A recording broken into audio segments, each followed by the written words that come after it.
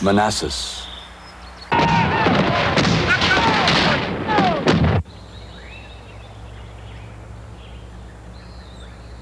Antietam,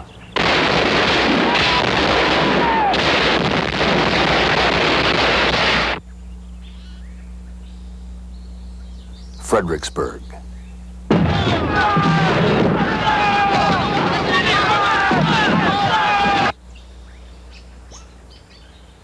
Gettysburg,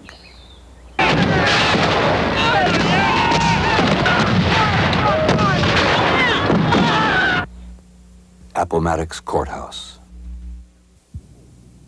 For 4 terrible years, battlefields like these claimed 600,000 lives. Consecrated with blood, these meadows and forests have become a permanent legacy of the heartache and heroism of the American Civil War. A Union hero of Gettysburg, Joshua Chamberlain of Maine, reflecting on the carnage, accurately predicted that legacy. Generations that know us not, and that we know not of, shall come to this deathless field to ponder and dream.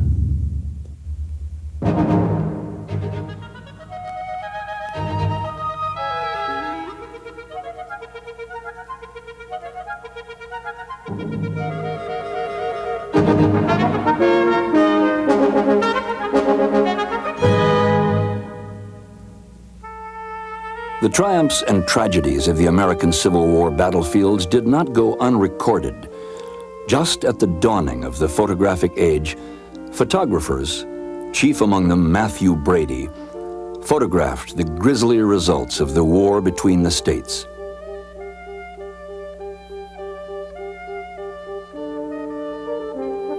Artists of the day were likewise moved to capture the battles and the men who fought them. They were used in the newspapers and magazines of the period. Modern artists, such as Dale Gallion and Don Troiani, still draw inspiration from these battlefields.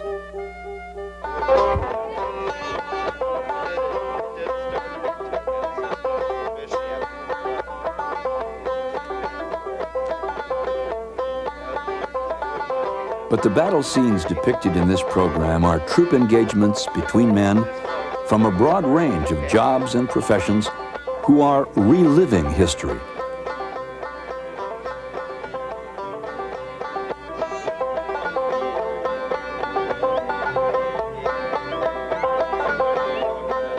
They breathe new life into Civil War heroes, such as General Jeb Stuart, the daring Confederate, who wore a plume in his hat and a flowing cape, or Fighting Joe Hooker, the Union general, who led his troops into battle fire riding a splendid white horse. During the time spent reliving history, they bunk in 1860-type Army tents. Though, unlike real Civil War camps, wives and girlfriends are sometimes present to help prepare the victuals. Some share Dixie. Some, the Battle Hymn of the Republic. But they do not share the weevil-infested hardtack of Billy Yank, or the goober peas of Johnny Reb, or the real hunger of Lee's starving troops, or the real killing of brother against brother. What they do share is spirit, the spirit of the men who fought the war between the states.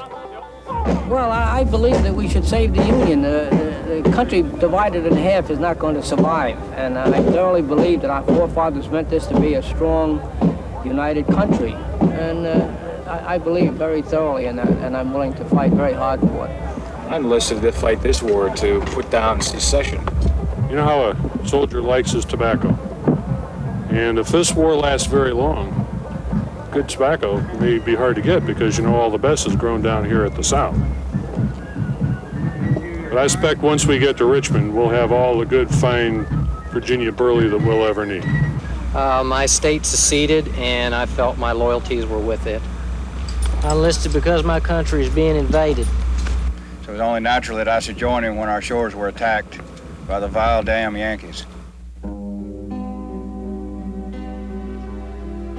Others relive history armed with cameras and picnic baskets, shod in comfortable walking shoes. Across the Potomac from Washington, D.C. is the state of Virginia, where the city of Richmond served as the capital of the Confederacy during the Civil War.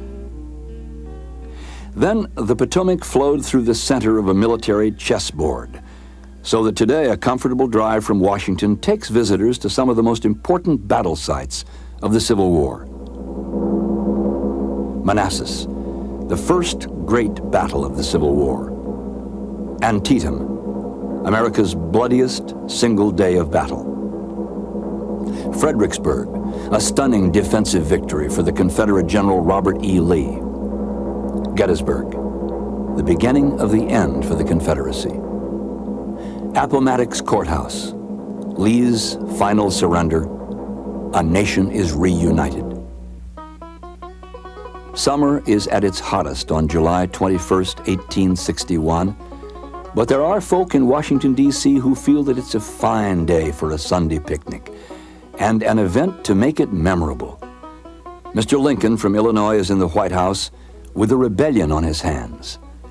Today he's sending his 90-day volunteers to put it down.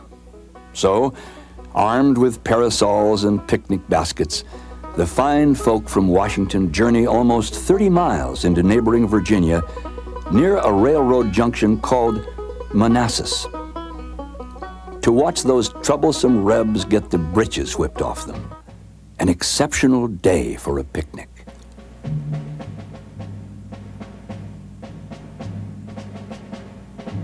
General Irvin McDowell is in command of the operation. He's under pressure to get this over with while his 90-day volunteers are still around for roll call. He has a roster of eager officers: Sherman, Custer, Ricketts, Burnside. This stream is called Bull Run. After a feigned attack at the Stone Bridge, McDowell is marching his volunteers 3 miles upstream, crossing at Sudley Ford. His plan is a good one. He will swing north of the rebels and engage their left flank. But his 90-day volunteers aren't trained for anything like this 14-mile march in the blazing sun. There are rumors that some of them stop to chat with the Sunday churchgoers at Sudley Ford, and that on the march, they are breaking rank to pick wild blackberries. Well, it is a fine day for a picnic. McDowell plans a surprise attack, but his volunteers are too slow. The outnumbered Confederates see it coming and shift their defenses to Matthew Hill, where the first major battle of the Civil War begins.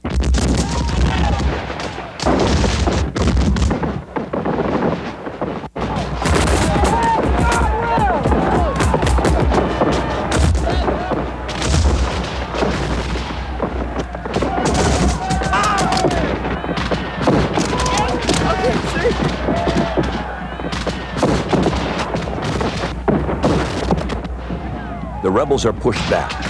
On Henry Hill, they tried desperately to make a stand.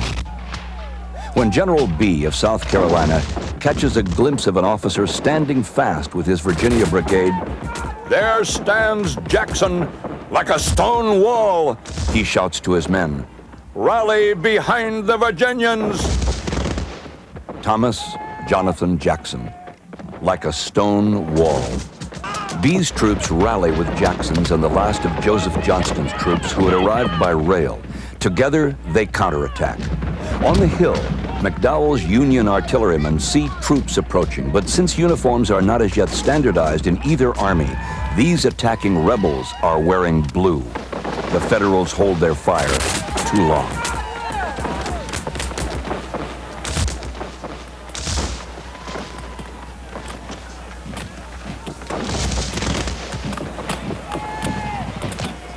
McDowell gives a command for disciplined retreat.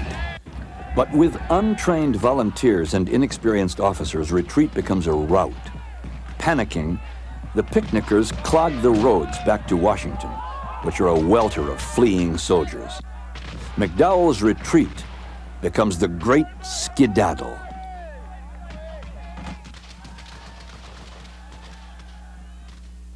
$4,800 casualties. The governments on each side of the Potomac awakened to the possibility of a long, grim, full-time war. The divided states were even divided in how they named a battle site. Confederates called this battle Manassas, after the railroad junction, while the Federals named it after a stream that flowed between the two armies, Bull Run. It took General McDowell 3 days to arrive here from Washington, D.C. with his green troops. Today, it takes a visitor about 30 minutes. Tall in the saddle, General Jackson surveys the battlefield where he earned the name Stonewall. Were he alive today, Jackson might find the heroic proportions of his monument, well, embarrassing. He wasn't very tall, somewhat unkempt, a picky eater. His field library consisted of 3 books: the Bible, a dictionary, and Napoleon's Maxims of War. Jackson's horse, Little Sorrow, was a scruffy animal that bore his master through all of his campaigns without a wound. Behind Jackson, the strong defensive line at the crest of the hill protected the Southern cannons that hit the oncoming Federals. These cannon, running out from the National Park's Visitor Center, now stand silent. They trace the Union lines at the battle's peak. This White House stands next to the gravesite of Judith Henry, an 84-year-old widow who was killed by a cannon shell that hit her house. She was the battle's only civilian casualty. A civilian by the name of Wilmer McLean was so appalled by the battle that he fled Manassas and resettled in the peaceful surrounds near Appomattox Court House, and with good judgment at the time. Just over a year later, in August of 1862, another battle rages on this ground. In his effort to seize Richmond, President Lincoln commands Pope to take his Union Army deeper into Virginia. "Attack, not defense," Pope blusters. His fellow officers call him a bag of wind. Folklore has it Pope boasted, "My headquarters are in the saddle." Everyone snickers. Pope doesn't know his headquarters from his hindquarters. Pope blusters into Virginia.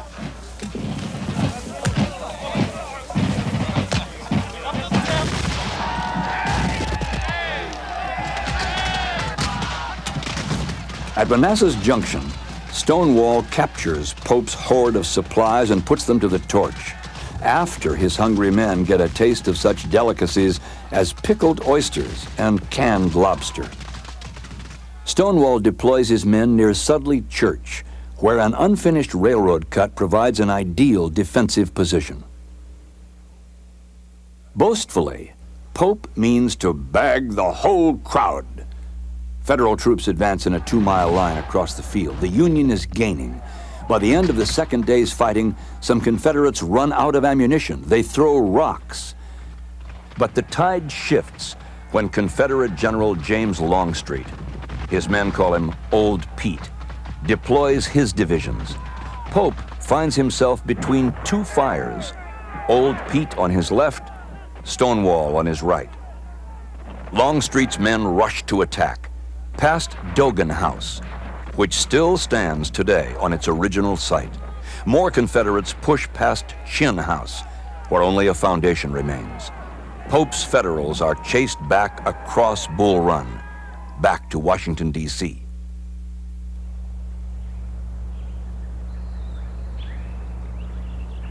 Sudley Church, still a house of worship for a Southern congregation. After the Civil War, it was rebuilt with the help of Northern donations, an act of brotherly concern.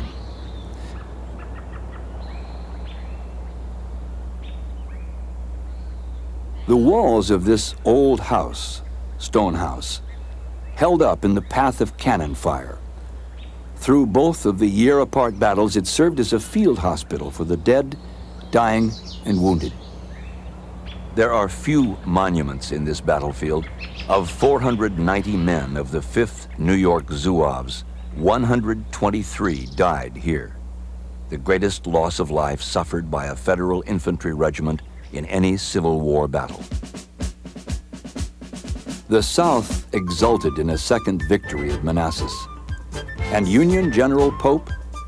He had blustered, "Success and glory are in the advance. Disaster and shame lurk in the rear." 3 days after Second Manassas, Pope was relieved of command.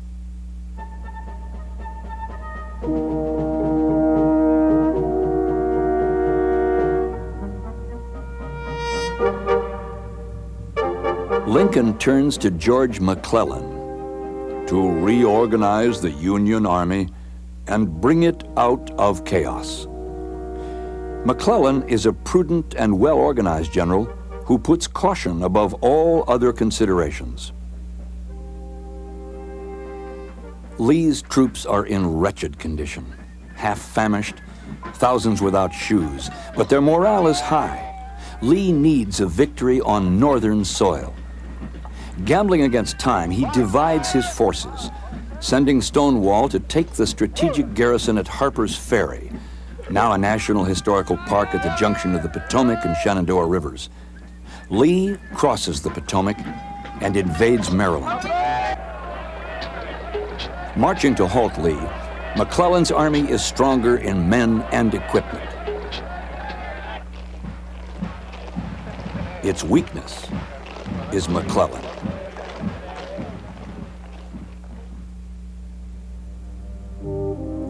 On September 13th, Lee's Special Order Number 191, containing his objectives, routes, and timetables, falls into McClellan's hands.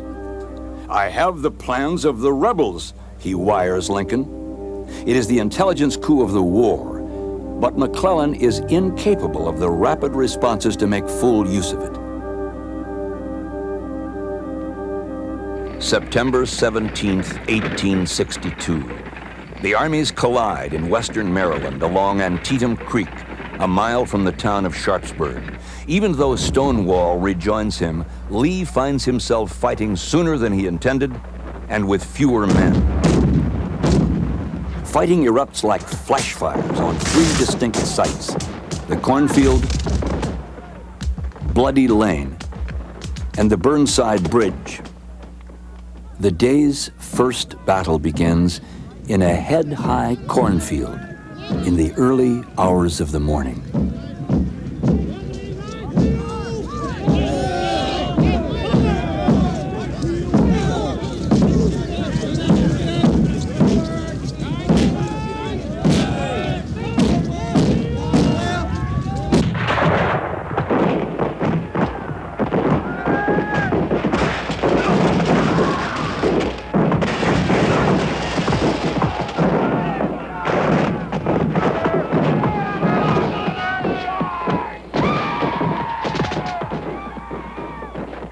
Again and again, the field is lost and recovered.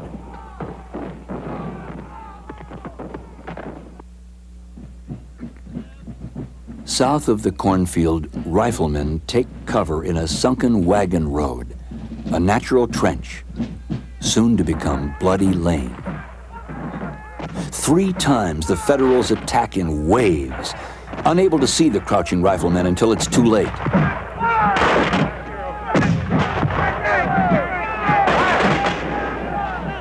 They fall as grain before a reaper until they succeed in flanking the sunken.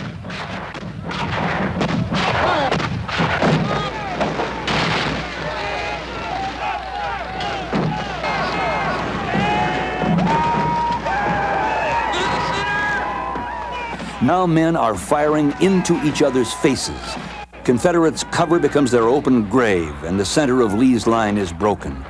But the Union troops are too spent to press the advantage gained at Bloody Lane.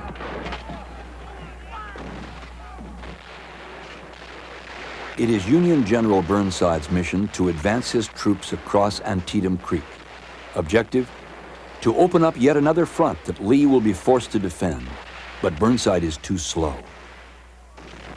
At the Burnside Bridge, the third battle rages for 3 hours. 500 Georgia and South Carolina sharpshooters keep Burnside's 13,000 troops from crossing to the other side. One company tries to wade the creek.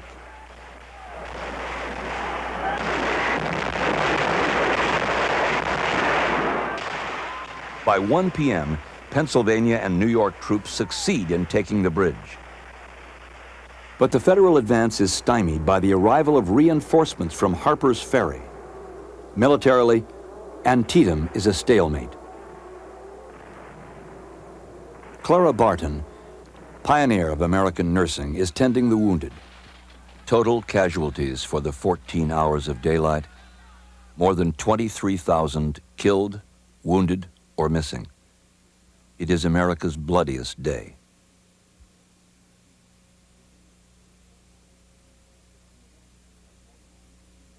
The names of more than 1,800 men buried at the small cemetery at the edge of Antietam battlefield are unknown. Presiding over the shaded lawn is a monument to the true hero of Antietam, the private soldier. The locals call him Old Simon. On the Antietam National Battle Site today, one can drive or stroll over ground that soaked up more American blood in one day than any other in these reunited states. A picket line of monuments stands where the Yankees and the Confederates fell like sheaves to the scythe. By noon, the cornfield had changed hands 13 times, a deadly seesaw. In describing the fighting here, General Hooker wrote that every stalk of corn in this field was cut as closely as could have been cut with a knife, and the slain lay in rows.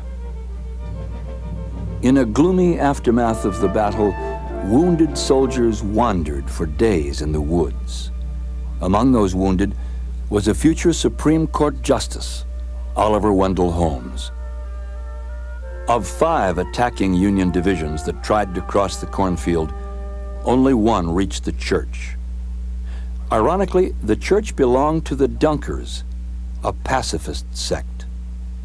Once a year, members relive the Sunday when distant gunfire from the battle at South Mountain could be heard during the morning service. This road had been sunken by a traffic of farm wagons en route to a grist mill, forming the trench from which Southern riflemen shredded waves of Yankee troops. A witness reported of the fallen Northerners, the ground was covered in blue. I could have walked without putting my foot on the ground. And after the tide had turned, this trench became the Confederate rifleman's pit grave. It was said, in this road there lay so many dead rebels that they formed a line which one might have walked upon as far as one could see. Today, this sunken road is memorialized as Bloody Lane.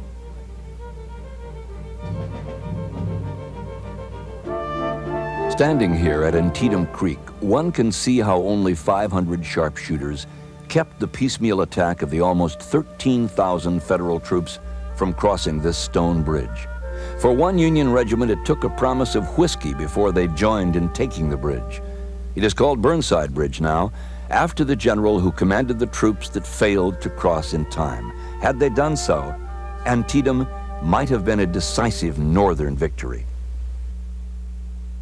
President Lincoln, however, considers Antietam a moral victory for the North, and seizing a political opportunity, uses the occasion to announce his Emancipation Proclamation. The war over states' rights becomes a crusade against slavery. President Lincoln, a consummate politician, was also a man of heart and felt deeply for the common soldier, North and South. One could hear this war's heartbeat in a flurry of songs. More songs turned out than for any other American war. Songs heating the blood and cooling the homesickness. Songs easing the tedium of training camp routine.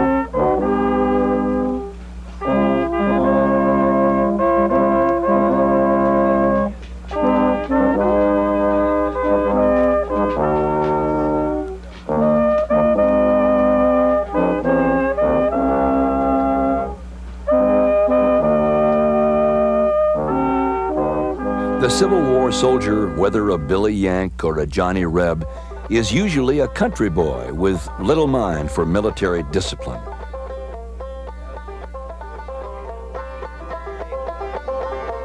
His infantry weapon is an Enfield or Springfield muzzle loader with a rifled bore, usually of .58 caliber.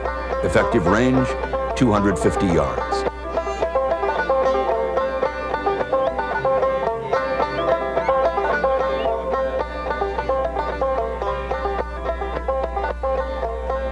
Early on, he wears an all-wool uniform that might have been hand-sewn by patriotic ladies back home.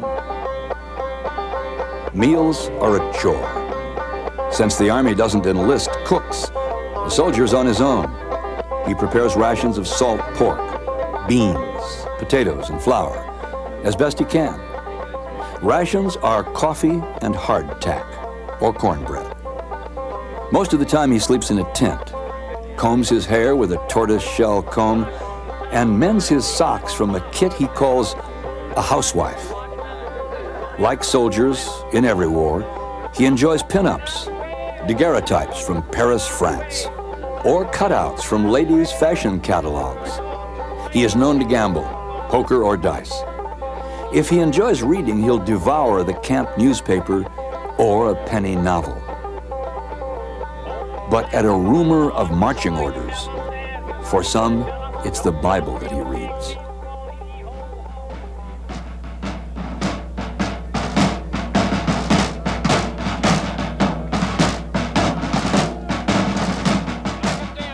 In November of 1862, marching orders came by command of General Lee.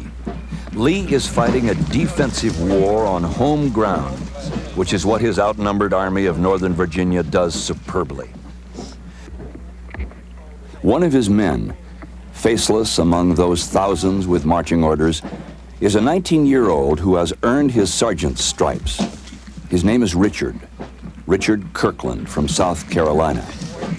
It's a name that bears remembering. The Federals have their marching orders too, by command of newly promoted General Ambrose Burnside. His is another name we remember. It is Burnside's haircut that gave sideburns their name. He is a general who is filled with self-doubt. Has he the ability to command so large a military force? Had he been too slow in crossing the creek at Antietam? No one is more amazed at Burnside's promotion than Burnside himself. At Fredericksburg, Virginia, located in the middle of a 100-mile corridor between the Capitol at Washington and the Confederate capital of Richmond, the armies meet to do battle. Union generals make battle plans at Chatham. General Lee's main force is dug in on high ground, just a mile west of the town. General Longstreet's artillery commands the field from the summit of Marie's Heights. At the foot of the hill, 2,000 crack riflemen from Georgia and South Carolina crouch behind a stone wall, waiting. Stonewall Jackson's corps holds a long wooded ridge, protecting the Confederate right flank. Again, Burnside acts too slowly, this time in crossing the Rappahannock. When he does get his Federal troops across, Lee is ready. 4 entire divisions of Union soldiers are slaughtered before the stone wall.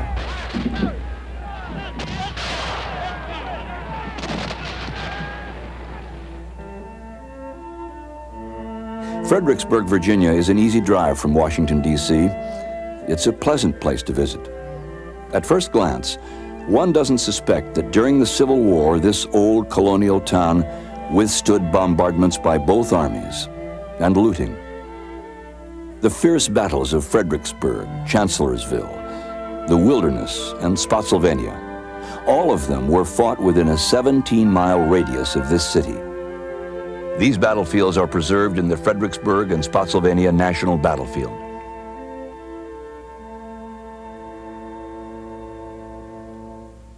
Presidents Washington and Lincoln were entertained here. Chatham, an elegant colonial mansion. It was already 90 years old when Union generals commandeered it as a command post. At Phillips House, 1 mile away, Burnside planned the battle that for him failed disastrously. In the battle's aftermath, Chatham saw service as a hospital. Chatham stands on the banks of the Rappahannock. George Washington grew up nearby. They say that he threw silver dollars across this river just to test his arm. A very able Union general, George Meade, attacks here. At first he gains ground, but Stonewall Jackson's reserves and Confederate artillery are too much for him.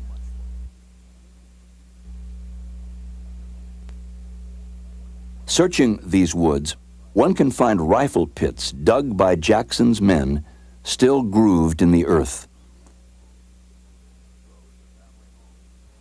Rows of family homes have been built to the verges of the restored stone wall where those Confederate riflemen opened up to the bloody slaughter of the Federal troops. After the battle, throngs of Union wounded writhed at the base of the wall, groaning, bleeding, thirsting. The next day, a 19-year-old Confederate sergeant risked his life again and again in climbing over the wall, bringing water to his wounded enemies, who, like him, had simply obeyed their marching orders. His name? Richard Kirkland of South Carolina. To those who died here, he is the angel of Marie's Heights.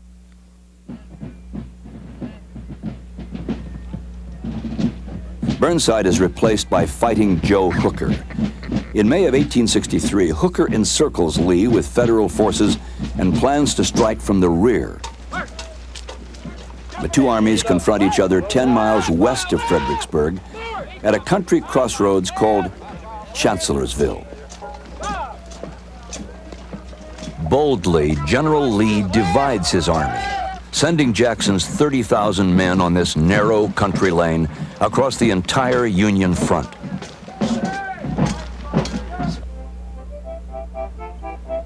Two and 1/2 hours before dusk, the 2nd of May, 1863, Jackson's men spring from the woods in a surprise attack on the Federal right wing. Hooker's men, taken off guard, fall back in frantic retreat.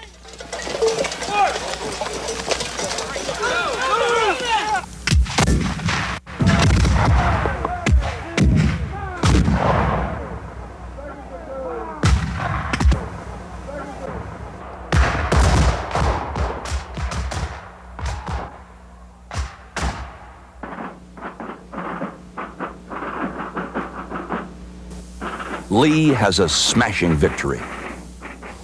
Today at Hazel Grove, the cannon that fired toward the Chancellorsville clearing are mute.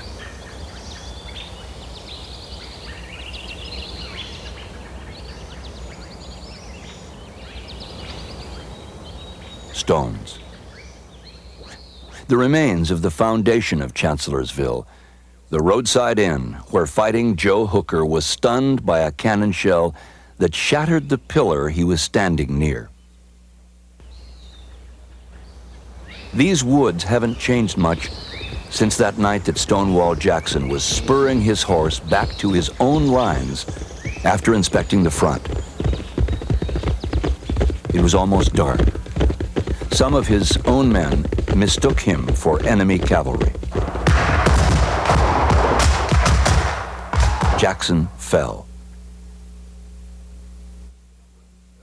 When the mistake was discovered, he was jostled in a horse-drawn ambulance for 27 miles to this building, a plantation office.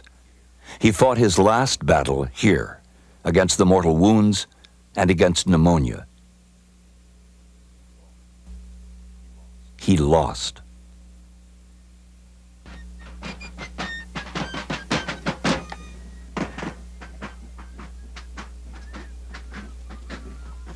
And the South's commander, General Lee, had lost that gallant soldier he called his own right arm.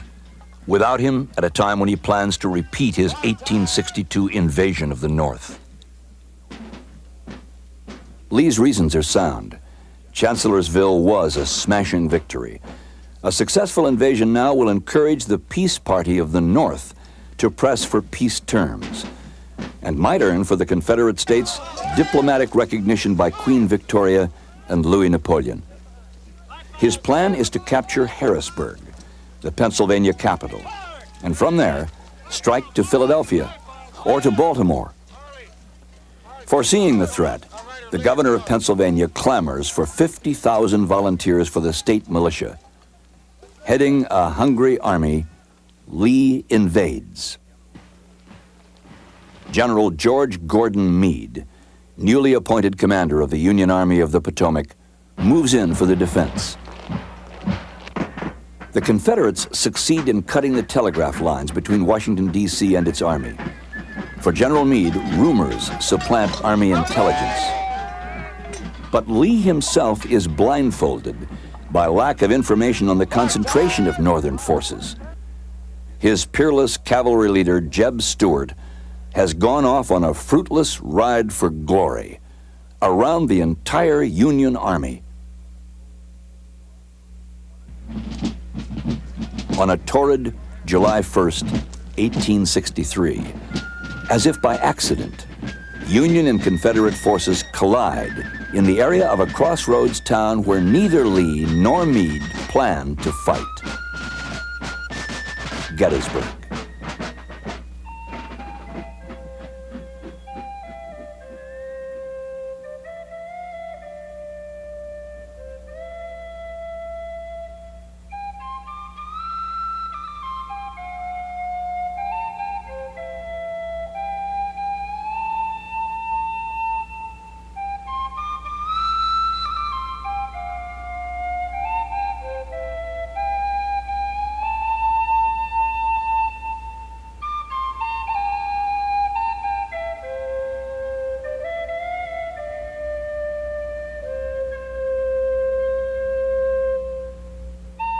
Gettysburg, the largest and most frequently visited of the Civil War battlefields.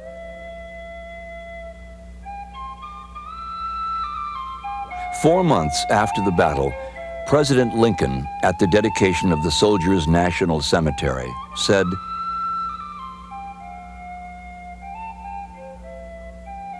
"We have come to dedicate a portion of that field as a final resting place for those who here gave their lives, that that nation might live."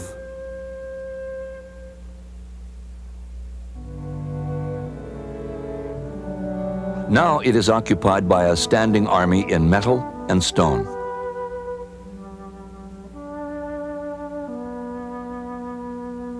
The Virginia Memorial, with Robert E. Lee astride his horse Traveler.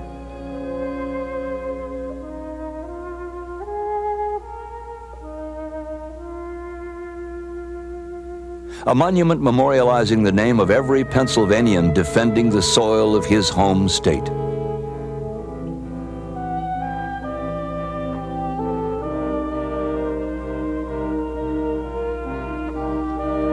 a monument to the boys in gray from North Carolina and Mississippi.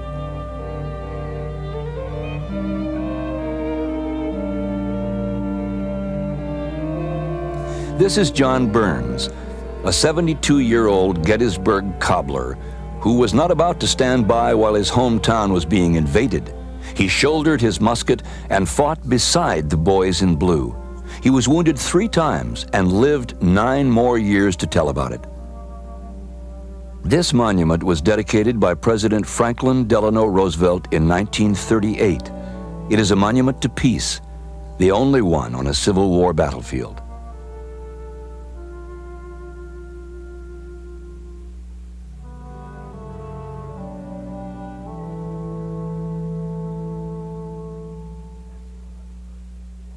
And still another president, Dwight D. Eisenhower, took pleasure in retracing the battle maneuvers with his Gettysburg guest, Field Marshal Montgomery, British hero of World War II.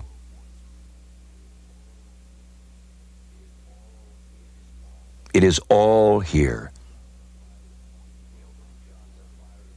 The opening shots are fired on the morning of a hot July, in an unplanned engagement between an advance party of a Confederate infantry and the pickets of a Union cavalry division. Troops coming up from the rear converge on Gettysburg from every direction. Union forces arrive from the south and Confederate forces arrive from the north.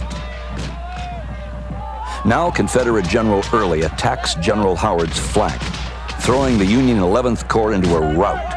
The Confederates press the Union 1st Corps from Seminary Ridge, and the Corps retreats to Cemetery Hill, aptly named considering the day's casualties. By nightfall, the Confederates are 10,000 troops stronger than the Federals. But within hours, Meade swells the Union forces by 3 more divisions. On the second day, Lee is determined to keep on attacking. From north and south, he strikes at both enemy flanks. His attack on Culp's Hill fails.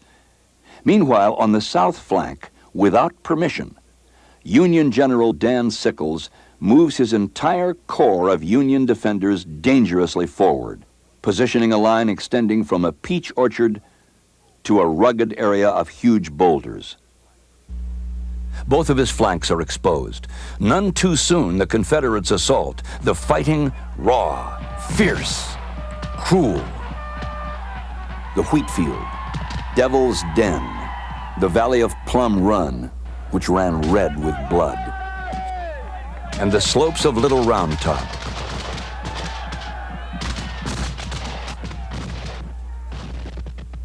By nightfall of the second day, the Federals are holding intact on Cemetery Ridge, but the Confederates hold the ground in front. Devil's Den, the Wheatfield, the Orchard. The third, destined to be the final day's battle, begins, to use Lee's words, in the early gray of the morning.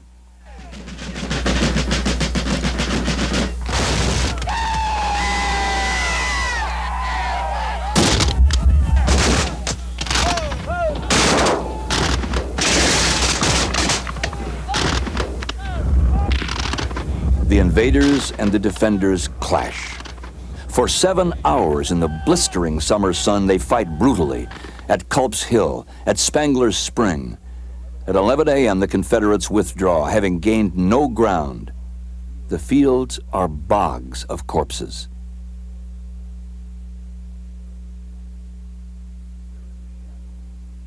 There is a shadowless noonday lull, and the cloying stench of unburied heroes and rotting horseflesh. And then, at precisely 1:07 p.m., along the 2 miles of Confederate lines, over 130 pieces of field artillery open up.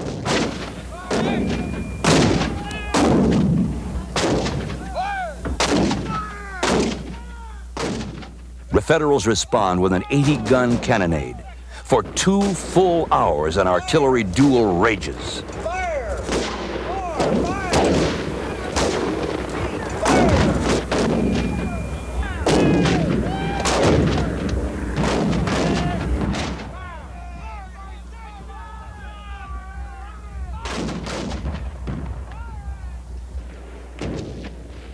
Along this broad front on Cemetery Ridge, the target Yankees, hugging the ground, escape annihilation. Lee's cannoneers, blinded by smoke and dust, are aiming too high to wipe out their enemy. Against the advice of his aides, Lee targets the center of the Union line. The attack, he warns, must succeed.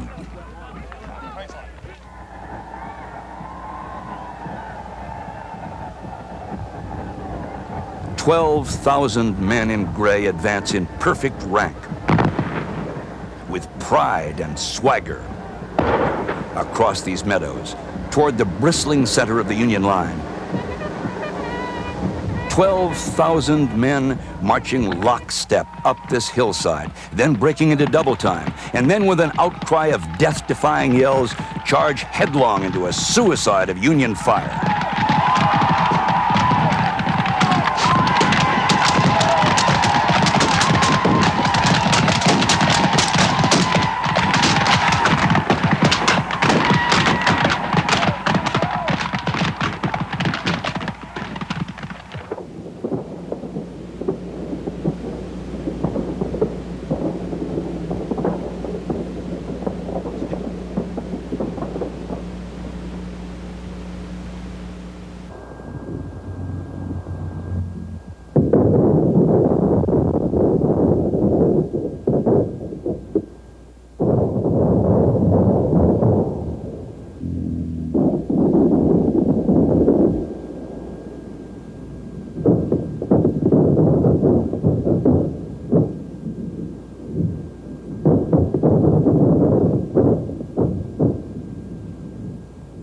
Pickett's charge fails, and the Union holds.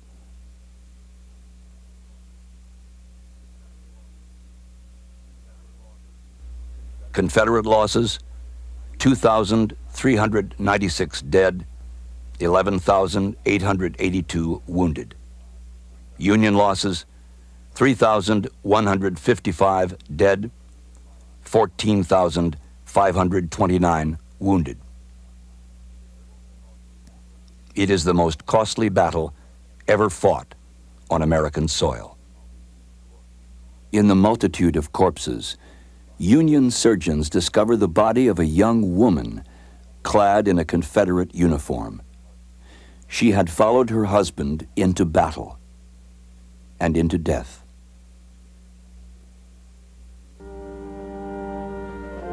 This ill-advised charge, some may call it foolish if not stupid, has inspired more painters and poets than any other action of the war. They see in these doomed men of Pickett's charge tragic gallantry, a final gasp of knighthood, where devotion to a cause could overcome all opposing forces, no matter how overwhelming, where courage alone prevails. The wilderness, just a few miles from the Fredericksburg battlefield.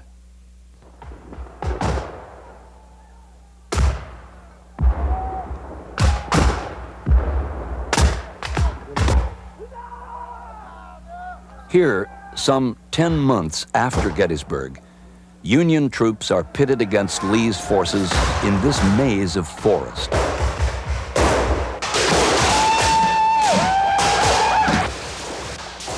Every cursing soldier becomes his own general.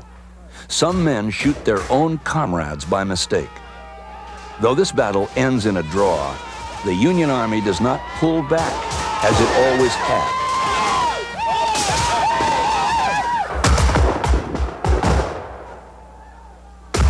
Lee is getting his first taste of the new General-in-Chief of the armies of the United States, General Ulysses S. Grant, who swears that he will fight it out on this line if it takes all summer.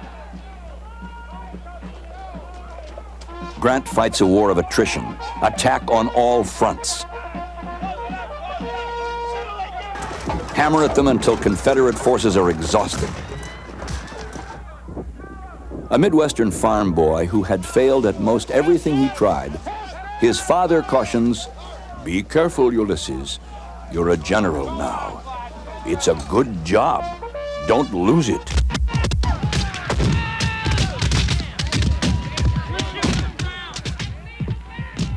Lee turns to fight again, 8 miles south at Spotsylvania. Bullets fly so thickly that they topple trees. The two armies grapple with each other savagely, hand to hand, from these trenches. They are known as Bloody Angle now. They mark the beginning of trench warfare. But this time, it is Lee who pulls back. And back. Lee is warned by his own staff. That man will fight us every day and every hour until the end of the war. June 2nd, Battle of Cold Harbor. Winter of 64-65, Siege of Petersburg. March 30th to April 1st, Battle of Five Forks. By April of 1865, the Confederacy is beaten.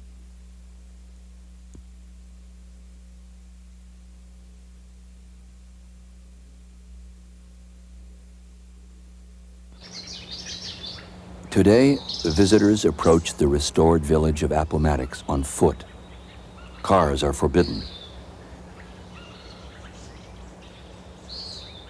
They approach with respect, for it is here in April of 1865 that effectively this war, a grim condition of everyday life for 4 agonizing years, simply ends.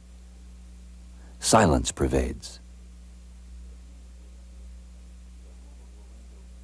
The home of Lorenzo Kelly, the village handyman.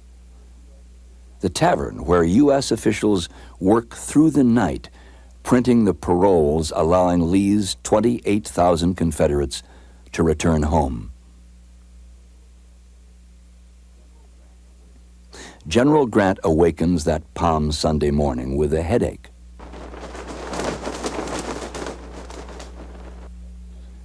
An aide discovers him pacing outside his quarters, holding his hands to his head.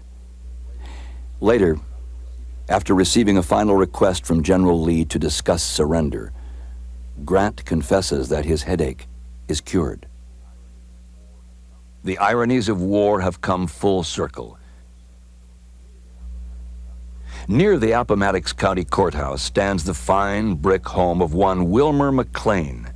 Seeking peace, Mr. McLean had fled Manassas after the clash of arms in 1861 and resettled himself and his family in this house in Appomattox, then untouched by the war. He had been heard to say that he hoped that he might never see another soldier. Now the supreme soldier of the South, General Robert E. Lee, is waiting in the parlor of McLean's commandeered house. Lee is tired. He might be dozing when he hears General Grant and his aides climbing the front steps. Grant enters. Lee stands, resplendent in his dress uniform and glittering saber. Grant is in field dress. His boots are muddy. They shake hands. Grant mentions that they had met once before during the Mexican War. Lee remembers the occasion. Later, Grant will recall, "I felt like anything rather than rejoicing at the downfall of a foe who had fought so long and valiantly and had suffered so much." Grant's terms are generous indeed.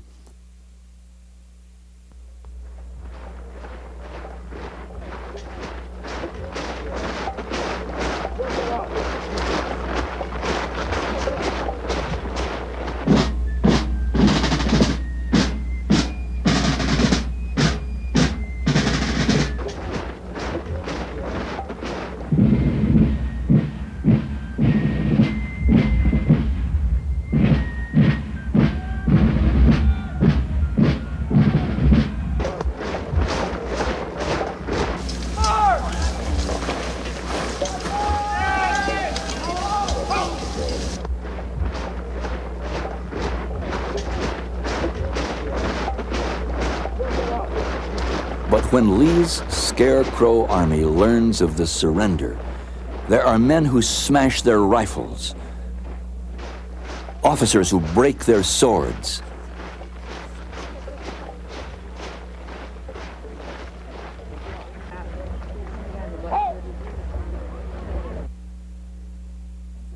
and they weep. The defeated lay down their arms. There's not a jeer from the victors, not one sigh of triumph. Rather, Union soldiers share their rations with starving Southerners until every haversack is empty. Lee's deputy, General Longstreet, asks, "Why do men fight who were born to be brothers?"